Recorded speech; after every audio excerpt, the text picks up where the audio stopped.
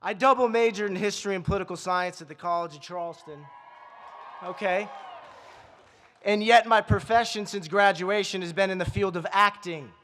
So one could defensively argue that I have not used my College of Charleston degree for 1 second since receiving my diploma from this very stage. So this begs the question, what the hell was the College of Charleston thinking when they asked me to give the commencement address? I'm a guy who's never used his College of Charleston degree, and yet they want me to speak to the graduating class of 2018 on the most important day of their life, right before they receive their degrees from the College of Charleston.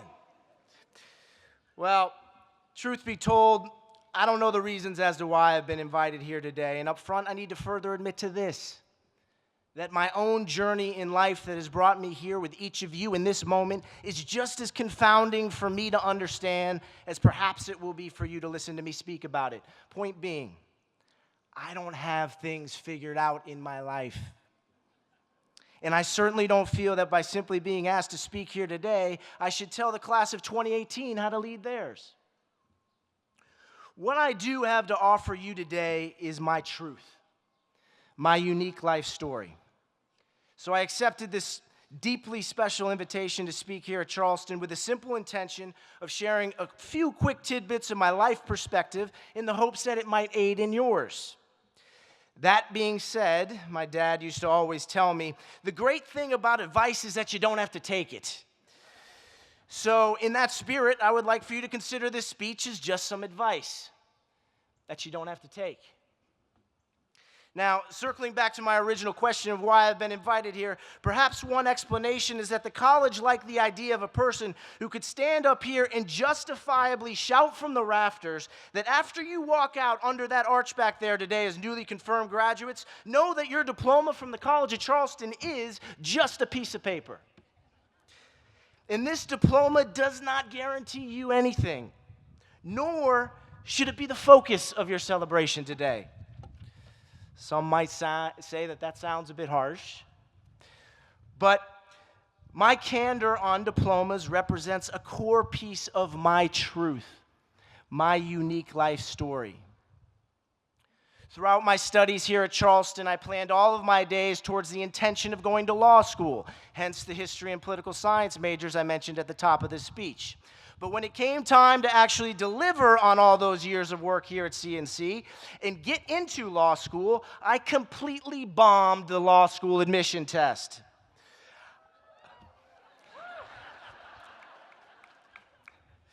Somebody else already blew the law school admission test.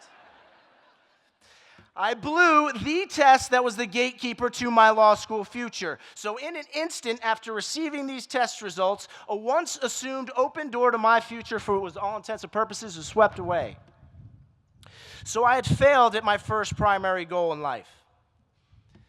Note to self, we all fail. And now, because of my failure, I had to figure out a way to change my entire life's course. So in this moment of crisis, I followed up my horrible performance on the LSAT test, just like whoever that was over there, by saying, hey, I'll become an actor. Now let me walk you through that choice. I decided at the time of my graduation with degree in hand that it was a super smart idea to pursue a career in which I had no degree, no understanding of the art or business of acting whatsoever, and I had no job prospects in my new chosen profession. That was the reality of my potential acting career on graduation day. Sounds ridiculous, but that's my truth. That's my unique life story. Now, in this present moment here today with each of you, upon reflection, looking back, I can say that my choice to become an actor looks like a decent enough idea because I've had some success in the business of being an actor over the course of these years, spanning from my graduation till now. But from firsthand experience, I can tell you this. Steve Jobs was spot on when he said in his commencement address in 2005 that, quote, you can't connect the dots looking forward. You can only connect them looking backwards. So you have to trust that the dots will somehow connect in the future. You have to trust in something, your gut, destiny, life, karma, whatever, end quote. On graduation day, for me, looking forward, my future life and career was completely unknown, and yet despite all the unknowns, soon after I graduated, I crafted a strategy to pursue a career in acting that centered around a move to Los Angeles. So I drove west, roughly 2,379 miles from South Carolina to my final destination, LA. And upon seeing a sign on Interstate 10 noting 675 miles to Los Angeles, for the very first time, my choice to pursue the profession of acting became terrifyingly real. And in this moment of realization, instantly I began to weep uncontrollably. Tears streaming down my face because I felt so much doubt. I felt so much fear. I felt so much anxiety. I felt what we all feel in times of transformative change in our lives. I felt the vast unknowns of life thrust upon me, and I was struggling mightily.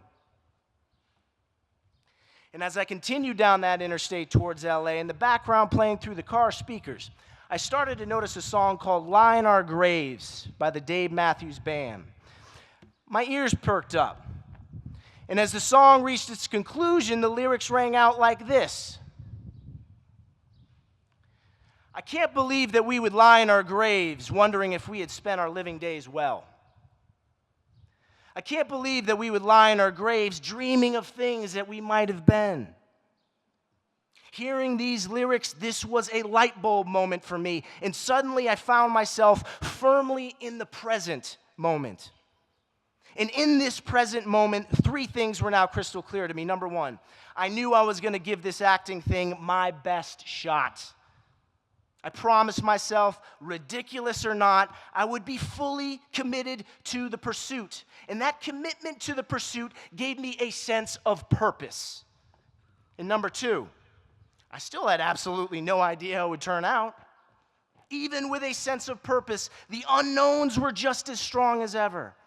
And number three, but because I had a sense of purpose, just to give this endeavor my best shot, the fear was gone.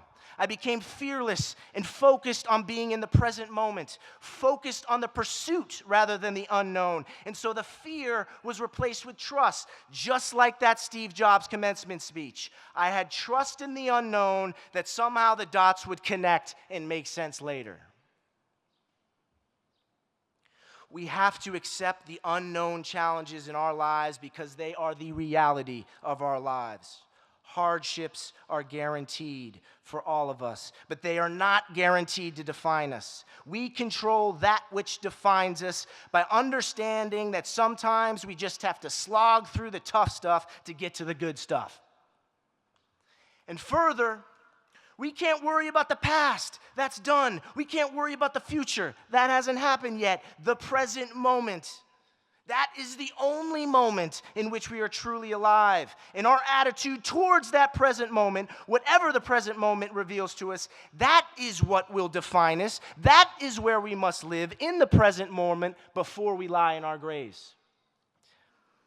And before we lie in our graves, I want you to be able to say that the gap between what you wanted to do in your life and what you actually did was nil.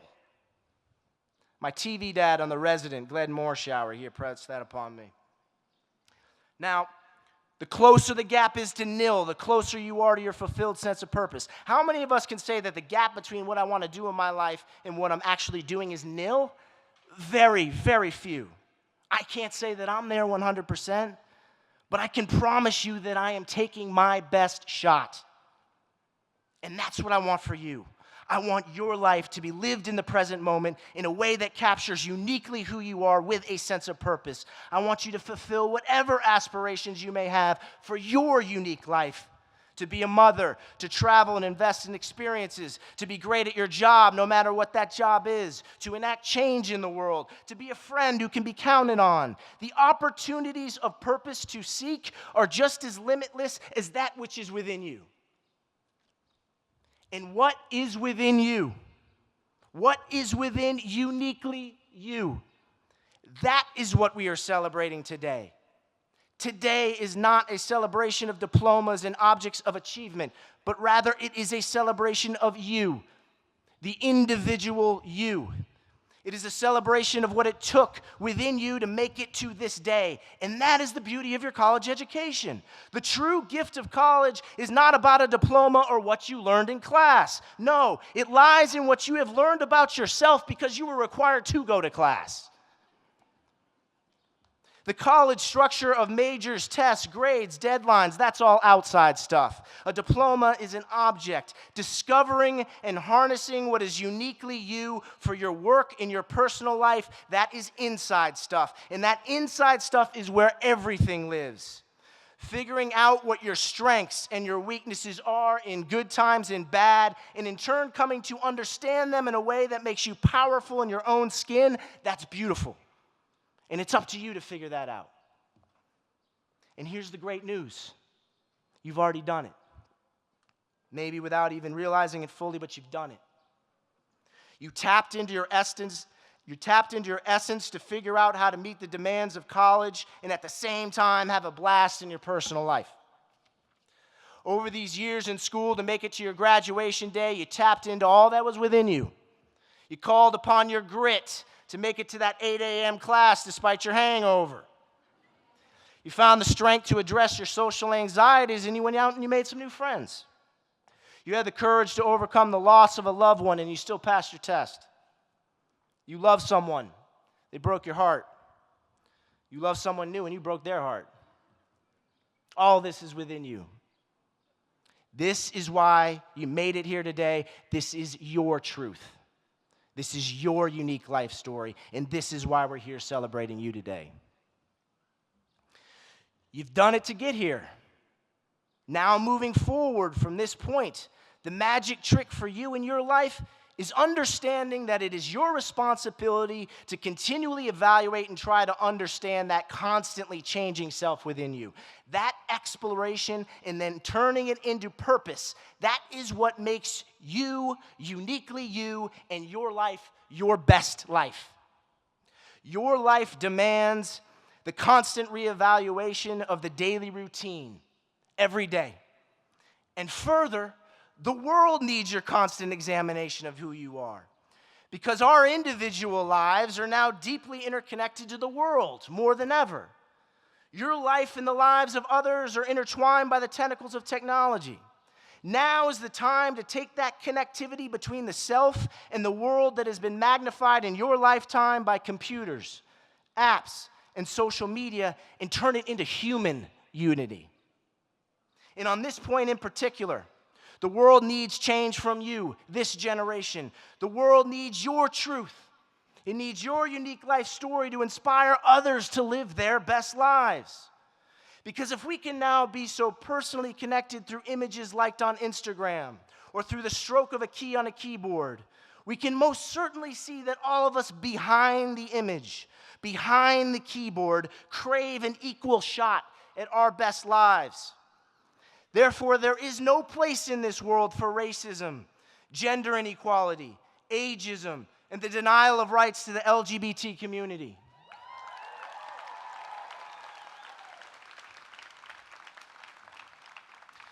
Just as vast technological advancements creating interconnection is the new normal for your generation, historic issues such as ensuring equality for all have found a renewed strength in your voice in your time because of you.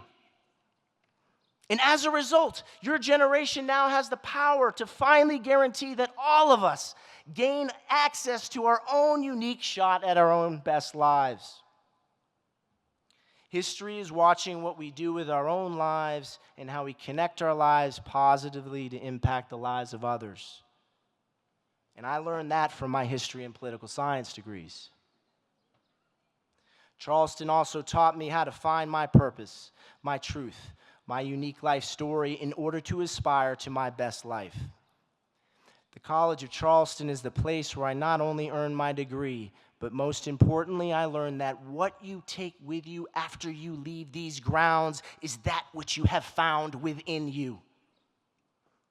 And today, each of you among the class of 2018 continues in the long tradition of graduates across the world who have come before you. Today, you take all that you have discovered within you and you continue to shape your own truth.